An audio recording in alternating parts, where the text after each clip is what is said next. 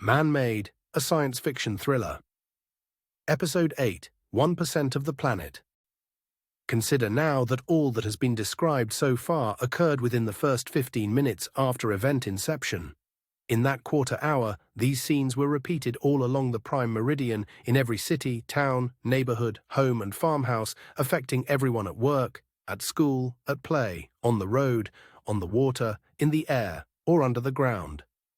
A swath of land representing 1% of the planet's surface had been wiped clean of every sign of human habitation save the footprint left upon the Earth when all that we created had vanished. There were exceptions, however, and those would come to light as the event continued toward the west. Exceptions that gave us a fighting chance to preserve something of our culture and make a stand for survival. Attempts were made to peer into those areas of devastation so as to better understand and prepare should the phenomenon remain on its current course.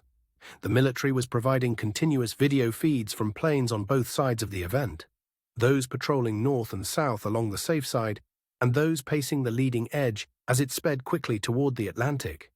In contrast, the civilian world was provided little in the way of new video information other than that supplied by the fleet of television helicopters flying just outside the disrupted zone, using their maximum telephoto magnification to capture scenes of the unfolding pathos. Though some turbojet helicopters were capable of reaching an altitude of more than 7,500 meters, the news-gathering variety could hover at only half that, but still giving their cameras a potential horizon of more than 200 kilometers from London, theoretically allowing them to resolve images in Cardiff on the west coast. In practice, however, haze, dust, heat waves, and the thickness of the atmosphere at an oblique angle over that distance reduced the practical range to something less, especially in terms of details. In addition, the rate the event interface was traveling had already put it beyond the horizon before it could be seen.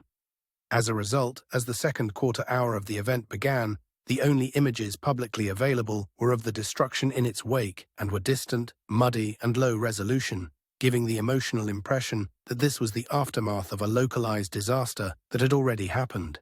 This all changed for viewers still glued to their televisions when a jumpy shot covering the whole of Spain, as seen from above with a handheld camera, filled their screens. The image zoomed into a blur, then gradually came into focus, revealing the event interface, seen diagonally from upper left to lower right as it moved inexorably westward across Madrid.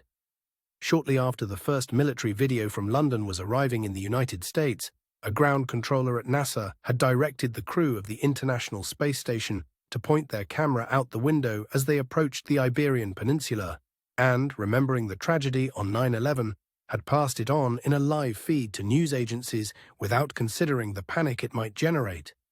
Like an invisible eraser, the event passed over Adolfo Suárez Madrid-Barajas Airport, wiping it clean, then continued through the suburbs toward the heart of the old city.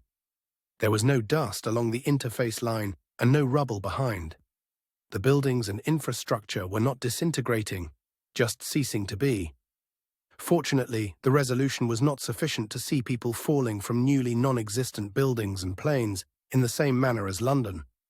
But the impact was palpable as celebrated landmarks such as Santiago Bernabéu Stadium, the Royal Palace, and the Plaza de España were easily identifiable from space one moment and gone the next.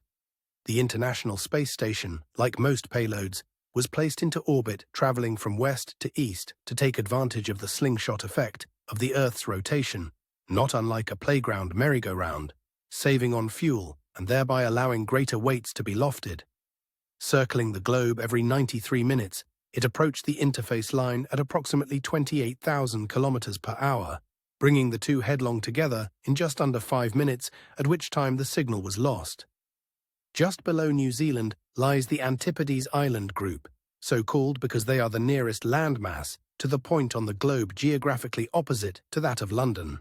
And it was in New Zealand proper, 45 minutes later, at the Mount John University Observatory, that one of its 5 telescopes, following the projected path of the ISS, was able to capture a silhouette image of astronauts' nude bodies as they transited the moon.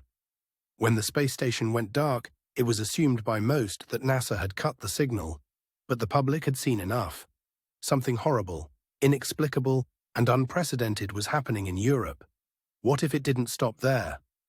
In contrast to the event's straight line, panic spread out from London like a bomb blast in all directions at once.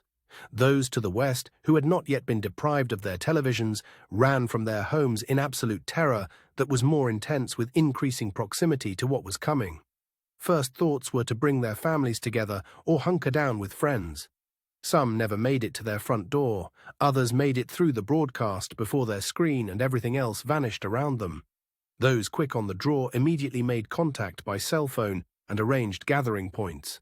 For most everyone else, the cell system became so overloaded that within seconds it was impossible to make a connection, cutting communication long before the event arrived, adding to the panic already at work. Imagine the mental state of those who had now seen the effect of the event, its present location, and the direction from which it was coming. Nothing had yet been published about natural items remaining, nor that new things could be created in the event zone after the interface had passed. All anyone knew at that time was that everything of a material man-made nature was soon to vanish from their world, and those they cared most about were in imminent peril.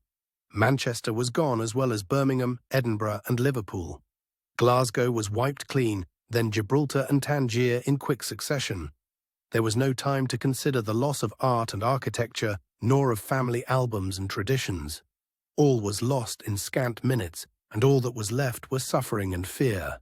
End.